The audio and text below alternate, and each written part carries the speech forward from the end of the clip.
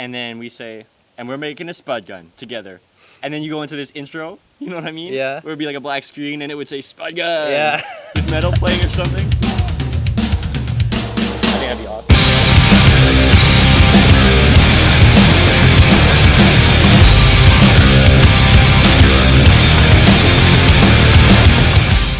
What's up? I'm Slim T. And I'm LHB. And we're making a Spud Gun.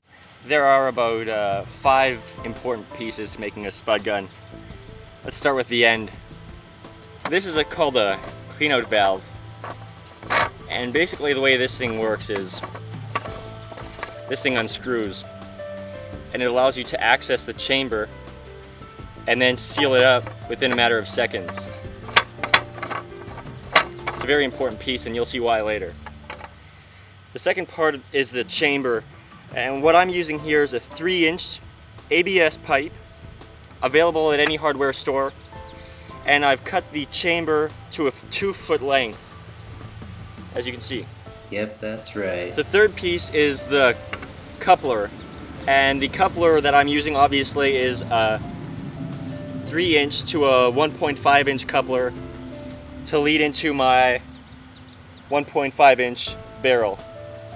This is where the potato shoots out of. You can also use a 4-inch chamber to a 2-inch barrel. You just want to make sure that your barrel is half the width of your chamber. That's pretty important in order to get some good distance. The last and the most important piece of the whole thing is your igniter. And what I've done is I've taken a barbecue lighter and I've basically destroyed it with a hammer. Make sure that the butane is empty first. You don't want to blow off any hands, we don't condone that. And I basically tore the thing apart, and the device that clicks and starts the igniter is this little black piece here. These 2 wires were also inside, and I just used those right as part of my construction. Basically, the most important part to getting a good spark is making sure that these screws that you will screw into your chamber are about a 1/4 inch apart inside your chamber. So let me explain this to you. Take a drill bit a little bit smaller than the screws that you're using so that the screws will still be tight. You drill one in straight and you drill the second one in at a bit of an angle. And the reason for that is so that the screws are closer together inside than outside. That way the arc, the spark, if you will go on the inside of the chamber and not on the outside. That's right. That's right. Pound it. Potatoes and fries! Spud gun and fry. I want to explain how to glue the pieces properly. It's about as easy as can be. If you can breathe, you can glue these pieces together. Ain't that right, LHB? That's right. That's right. You basically buy ABS glue, because we're using ABS pipe, as you remember.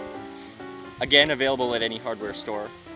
And the ABS glue actually has a little sponge applicator right inside the lid. You're going to get that when you buy it. You have to apply the glue to both pieces in order to get the best seal. So for example, when I put this coupler on, I put glue around the tip of the chamber and around the inside of the coupler, and I pressed it down and I made sure that there was a firm seal. You only need to let it sit for about 20 minutes before using the potato gun. The glue works really quickly and you're not going to get it apart. The weakest part is not the glued ends. The weakest part is the potato, and that's why it shoots out. I want to point out that the tip of your barrel should be sharpened, and you can do that several different ways. The easiest is for sure just by getting a grinder and grinding it off, or a Dremel, anything like that. You want to grind it both on the outside and a little bit on the inside, just a little bit. You can use a file for that, even a fingernail file would work. And the reason you want to do it on the inside as well is to get a snug fit. And because this edge is quite sharp, the potato goes right on. If you have a flat edge, you're going to be jamming the potato for an hour and it's not even going to have a good seal. Be sure that your edge is sharp. The first step is you want to take a quality Canadian potato. Now it has to be Canadian because Canadians kick face. What I do is I cut the potato in half. That way you actually get 2 pieces of ammunition out of 1 quality red Canadian potato. Oh!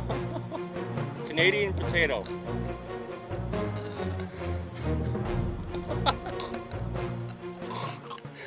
Alright, next is your propellant. I'm using nothing but the best. You want to go to your local grocery store or pharmacy and you want to buy the most hairspray that you can for the cheapest price, because cheap hairspray works the best, apparently because it's most flammable, as you can see there. You know, the more flammable it is, the better. It also has to be aerosol and not pump, because you got to get the mist action. Okay, the next step, and probably the most important, is you want to put the potato into the barrel, and we're gonna get some random guy to do that. So, random guy.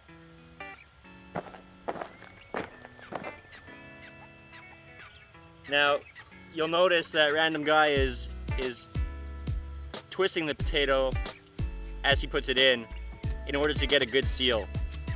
You don't necessarily need the best seal. I find it goes faster.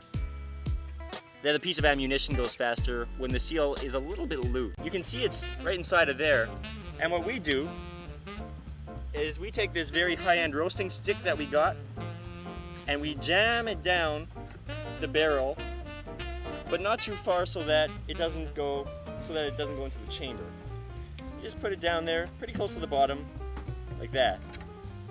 Now there's a piece of potato in this barrel and it's ready to launch to the moon and back.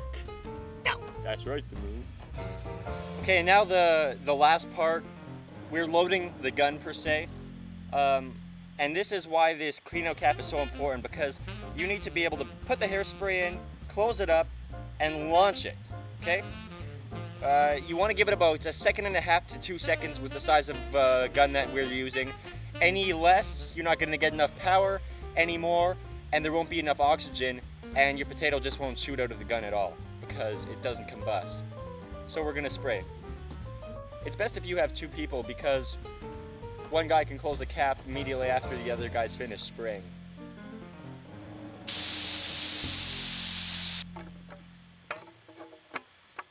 You don't want to fumble it like we just did. You want to close it up right away. And now let's launch it. Whoa! Oh! Whoa! Oh!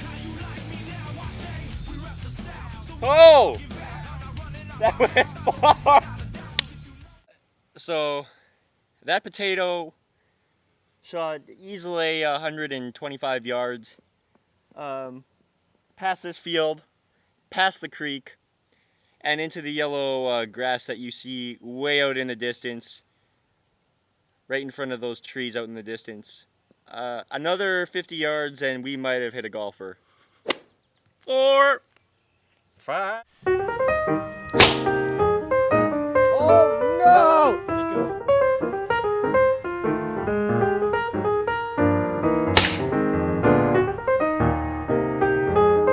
By the way, you can use different propellants. We use hairspray because it's cheap. It's like $2 a can. Basically, any aerosol can that flammable is going to work. One thing you're going to note with hairspray, because hairspray is sticky, is this thread is going to get a little sticky and gross after a while.